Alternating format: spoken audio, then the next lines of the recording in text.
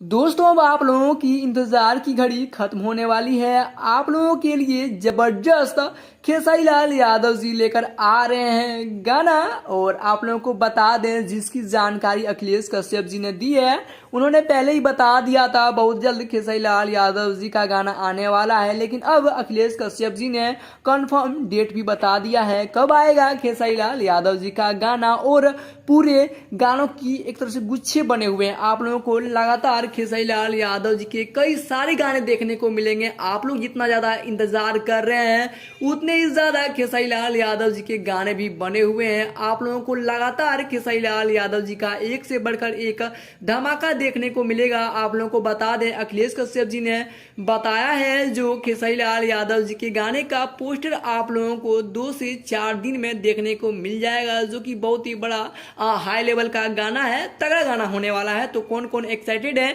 खेसारी लाल यादव जी के गाने को सुनने के लिए, हमें कमेंट करके अपनी राय जरूर दें। और अगर ये अपडेट आप लोगों को पसंद आया हो तो कर दें वीडियो को लाइक, और चैनल पर पहली बार आए हैं तो चैनल को सब्सक्राइब करके बेल आइकन को प्रेस कर लें, ताकि भोजपुरी इंडस्ट्री की हर छोटी बड़ी नई लेटेस्ट अपडेट सबसे पहले आप तक पहुंचे। तो मिलते हैं फिर किसी खास वीडियो को लेकर, तब तक अपना ख्याल रखें। Thank you.